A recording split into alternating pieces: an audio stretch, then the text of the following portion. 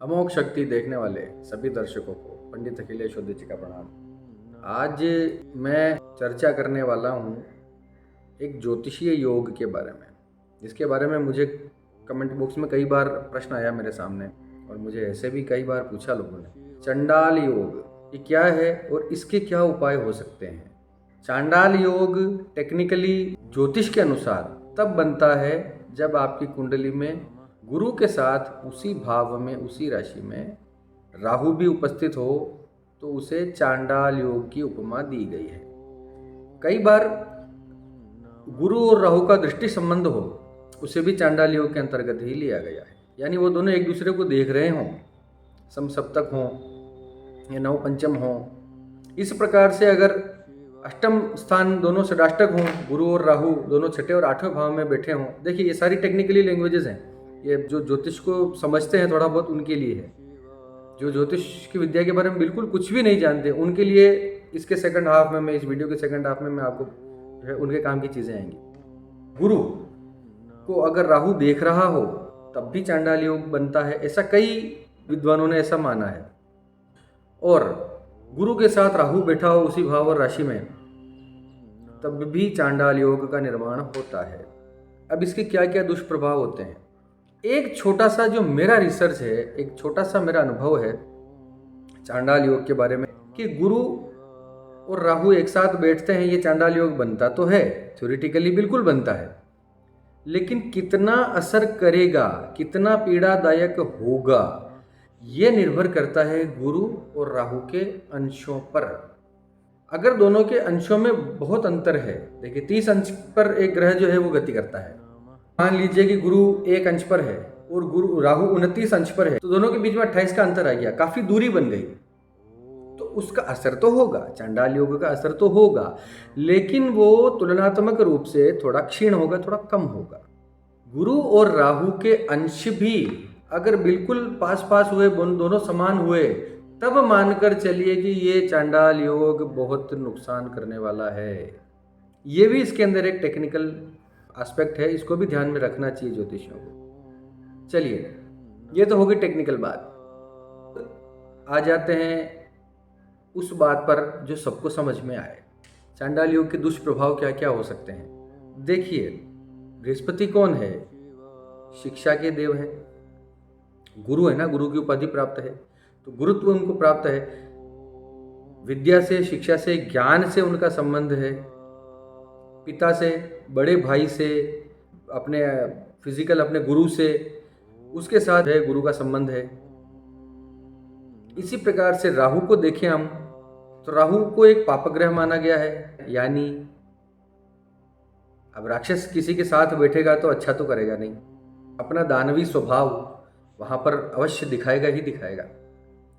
तो गुरु के साथ जब राहु बैठता है, विद्या ज्ञान के, अब आप सोचिए, बुद्धि विद्या ज्ञान में जब इस राहु रूपी या किसी भी राक्षसी प्रवृत्ति का जब आगमन हो जाता है, तब व्यक्ति के साथ क्या क्या हो सकता है। बहुत सिंपल एक लाइन का विश्लेषण है, अब इसको आप जितना चाहे फैलाइए। तो बुद्धि, विद्या, ज्ञान, शिक्षा, इनके अंदर जब राक्षसी प्रवृत्ति प्रवेश करती है, तो अब आप सोचिए कि वो कितना घातक हो सकती है।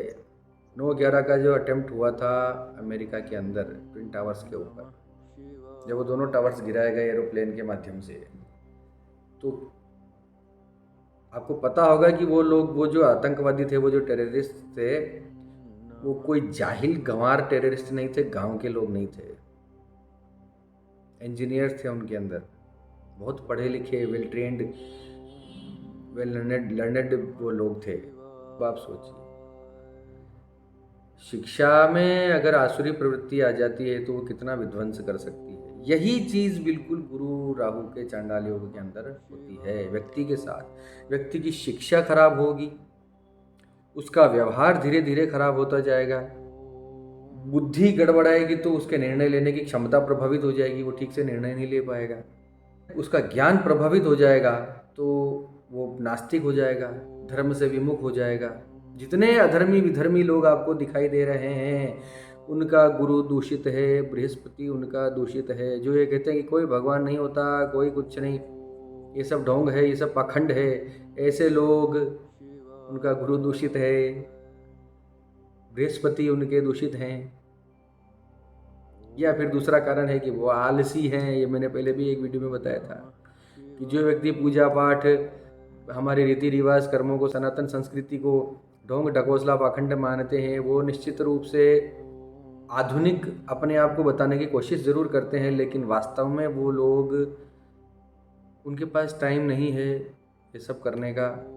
इतना समय वो पैसा कमाने में लगाएंगे, वो उन्हें ठीक लगता है, वो भी ठीक है, पैसा कमाना भी ज़रूरी है, लेकिन गुरु दूषित होता है, ये बात आप मानकर चलिए। चांडाल योग के अंदर कुल मिलाकर सबसे बड़ी बात यह है कि गुरु दूषित होने पर आपकी बुद्धि प्रभावित हो जाएगी, आपका ज्ञान प्रभावित हो जाएगा, दुष्प्रभावित हो जाएगा। ये अगर मैं टर्म ठीक से काम में लूँ तो दुष्प्रभावित हो जाएगा। निर्णय लेने की क्षमता प्रभावित हो जाएगी, सही और गलत का ज्ञान, निरीक्षीर विवेक जो है वो प्रभावित हो जाएगा। वो ठीक से भी इंसान कर नहीं पाएगा काम को, वेदों से विमुख हो जाएगा, ईश्वर से विमुख हो जाएगा, नास्तिक हो जाएगा, अपनी वाणी पे संयम नहीं रख पाएगा, अपशब्दों का प्रयोग करेगा। हमारे जीवन में सबसे इम्पोर्टेंट चीज़ क्या है हमारे व्यवहार के अंदर? हमारी बुद्धि। अगर बुद्धि ही खराब हो जाती है इंसान की, अगर बुद्धि ही भ्रष्ट हो गई, तो फिर आप सोचिए ना कि कितना और कहाँ तक इसके दुष्प्रभाव जा सकते हैं, कितना और किस हद तक वो व्यक्ति प्रभावित हो सकता है जब वो निर्णय ही ठीक नहीं ले पा रहा है अपने जीवन के। यही बात गुरु के साथ राहु के बैठने पर, चांडाल योग के होने पर मानी गई है। व्यक्ति ईश्वर से विमुख हो जाएगा, ईश्वर से विमुख हो जाएगा, अपने पितरों से विमुख हो जाएगा। तो ईश्वरीय शक्तियां जो हैं, वो जो एनर्जी है उनके ऊपर जिसका भरोसा नहीं है, वो कभी उसकी हेल्प भी नहीं करेंगी। बहुत सीधा सा लॉजिक है। मूर्तियों में मूर्तियां इसलिए भगवान होती हैं क्योंकि उन पे लोग विश्वास करते हैं। जिसका विश्वास नहीं है उसके लिए मूर्तियां पत्थर हैं। इसी प्रकार से कॉस्मिक एनर्जीज के ऊपर, ईश्वर के ऊपर अगर किसी का विश्वास नहीं है तो फिर ईश्वर से उम्मीद भी ना लगाए कि वो उसकी हेल्प करेगा। ऐसे लोग हमेशा एनर्जीज से नुकसान पाते ही देखे गए हैं। पितरों से संबंधित समस्याओं का उन्हें सामना करना पड़ता है। फिर ऐसे लोगों की कुंडली में कहा जाता है ज्योतिषियों द्वारा कि तुम्हारे घर के किसी देवी देवता का दोष है, तुम्हारे प्रेतों का दोष है, तुम्हारे यहाँ पितरों का दोष है, या इस देवी का दोष है, उस भगवान का दोष है, इसका वाला ठिकाना, इन सब का दोष है। इसी वजह से होता है। क्यों? क्योंकि गुरु प्रभावित है, उनकी बुद्धि प्रभावित है, उनका ज्ञान प्रभावित है, करना धरना कुछ है नहीं, करना चाहते नहीं। भगवान के सामने 5 मिनट बैठना, 5 मिनट पूजा में 5 मिनट निकालना, ध्यान में निकालना, इनके लिए बहुत ही दुष्कर होता है चांडाल योग वाले लोगों के साथ। देखिए, ये तो बहुत लंबी कहानी है, मैं वीडियो बनाऊंगा तो घंटे 2 घंटे निकल जाएंगे इसे एक ही योग के ऊपर। तो मैं अब सीधे हम ये बात करते हैं कि इसके क्या क्या उपाय हो सकते हैं। जो ग्रह प्रभावित होता है, जिस ग्रह पर कुदृष्टियां होती हैं, या जो ग्रह किसी से पीड़ा पा रहा होता है, उसको तो मजबूत करना चाहिए, उसको स्ट्रांग किया जाना चाहिए। और जो ग्रह पीड़ा दे रहा हो उसके उपाय करने चाहिए। आप समझ रहे हैं? उसको हाथ जोड़िए, प्रार्थना करिए, निवेदन कीजिए, या और किसी रीति से उसको मनाने का प्रयास कीजिए जो ग्रह पीड़ा दे रहा है। और स्टोन पहन के, उस ग्रह से संबंधित वस्तुओं को धारण करके, या और किसी मंत्रोच्चारण से, और किसी मंत्र या जप विधि से उस ग्रह को स्ट्रॉन्ग कीजिए जो पीड़ा पा रहा है। यानी गुरुदेव बृहस्पति के आपको मंत्र जपने चाहिए जिससे गुरु स्ट्रांग हो। आप पीला पुखराज पहन सकते हैं तर्जनी अंगुली में, स्वर्ण के अंदर। केले की जड़ आप पीले कपड़े में बांधकर अपने भुजा के अंदर बांध सकते हैं। और भी गुरु के बहुत सारे उपाय हैं। गुरु स्ट्रांग हो जाए, जैसे बृहस्पति स्ट्रांग हो जाए। और राहु क्योंकि पीड़ा दे रहा है, ऐसा कहा गया है दुष्टम प्रथम वंदे, दुष्ट व्यक्ति को सबसे पहले प्रणाम कर लो, ताकि वह आपके साथ दुष्टता का थोड़ा सा कम प्रयोग करे। राहु को मनाने का प्रयास किया जाना चाहिए, राहु के मंत्र जपने चाहिए, राहु की चीज़ों का दान करना चाहिए। हमारे जीवन से उस राहु के प्रभाव को बाहर निकालने के लिए राहु की वस्तुओं का दान करना चाहिए। गुरु की वस्तुओं को अपने पास रखना चाहिए, उसका दान नहीं करना चाहिए। गुरु की वस्तुओं का दान ना करें, राहु की वस्तुओं का दान करें। राहु की वस्तुओं में बादाम, सूखा नारियल, काले कंबल, काले उड़द, कुत्तों की सेवा, सांपों की रक्षा करना। इस प्रकार से ये जो चीज़ें हैं, रसोई में बैठकर खाना खाना, जहाँ पर खाना बनता हो उसी जगह पर बैठकर खाना खाएं, राहु का दुष्प्रभाव बहुत कम हो जाएगा। सिर पर चोटी रखें, मैंने पहले भी वीडियो में मैंने बताया था, राहु का जबरदस्त उपाय। चांडाल योग का तो तगड़ा उपाय है। अगर आपने पीछे चोटी रखा ऐसे ऐसे ऐसे चोटी दिखाई दे रही होगी आपको, चांडाल योग के लिए सबसे तगड़ा उपाय है सिर के ऊपर चोटी रखना, शिखा धारण करना पुरुषों को जीवन भर के लिए। लोग पूछते हैं कि कब तक रखना है, कब तक क्या रखना है, कुंडली में योग बना हुआ है, जीवन भर वो रहेगा, तो जीवन भर रखना है। मेरी कुंडली में नहीं है, फिर भी मैंने तो रखा है। इससे बहुत फायदे हैं। कभी इस पर भी एक वीडियो बनूंगा मैं। जिन लोगों को शर्म आती है ब्राह्मण होते हुए भी सिर पर चोटी धारण करने से, उनके लिए एक बढ़िया वीडियो लेकर आएंगे। फिर इसके उपायों की अगर हम बात करें, गुरु चांडाल वाले व्यक्ति को अपने जीवन में किसी न किसी को गुरु अवश्य बनाना चाहिए। उसके जीवन में कोई ना कोई आध्यात्मिक गुरु होना ही चाहिए। बहुत बड़ा उपाय है। क्यों? उसका लॉजिक समझिए।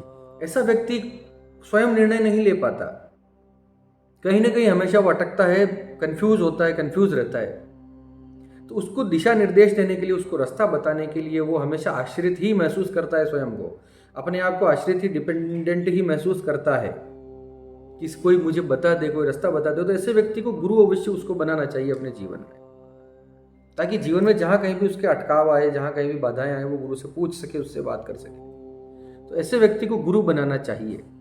गुरु बनाने का जो है थोड़ा काम टेढ़ा है, क्योंकि गुरु बनाने के बाद बार बार गुरु बदले नहीं जा सकते। तो सोच समझ के विद्वान किसी को आप इसमें आपको लगता है उसे गुरु अवश्य बनाइए, चांडाल योग वाले लोग। उसके बाद गुरु को साधना भी पड़ता है जीवन भर, तो सोच समझ के बनाइए, लेकिन बनाइए। ऐसे व्यक्ति जिनकी कुंडली में गुरु चांडाल योग है और उनके पिता अगर जीवित हैं, तो अपने पिता की खूब सेवा करें।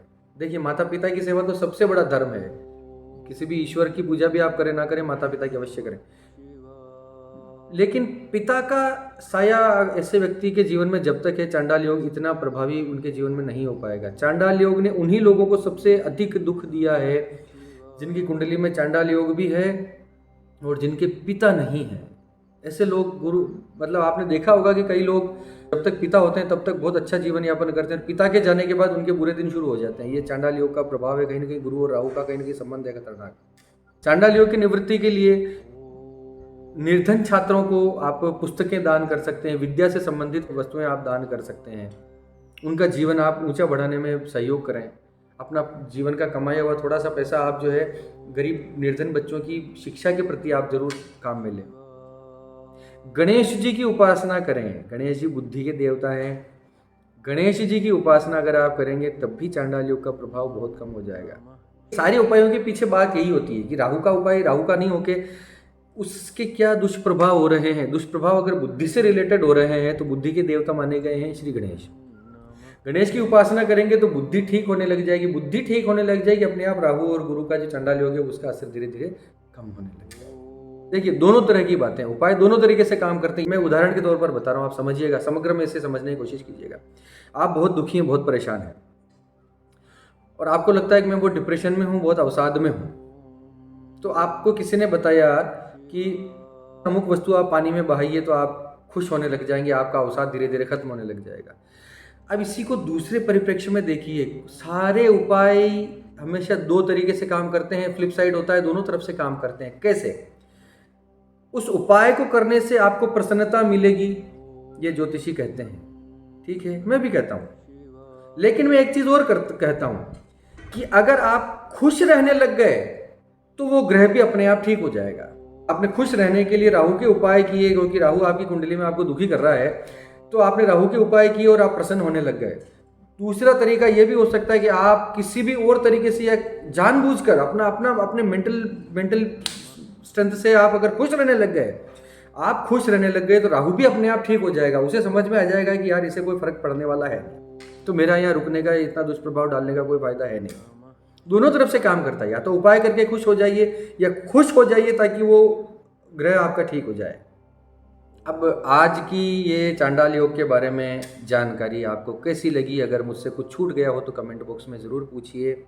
ये प्रश्न मेरे पास आया था भीम सिंह छत्री जी और विकी क्राइस्ट जी की तरफ से। मुझे उम्मीद है कि ये वीडियो आपको संतुष्ट आपको किया होगा कहीं ना कहीं। इसी के साथ मैं आप सबकी मंगल कामना करता हुआ पंडित अखिलेश उदित जी आपसे विदा लेता हूँ। धन्यवाद। सर्वे भवन्तु सुखिनः।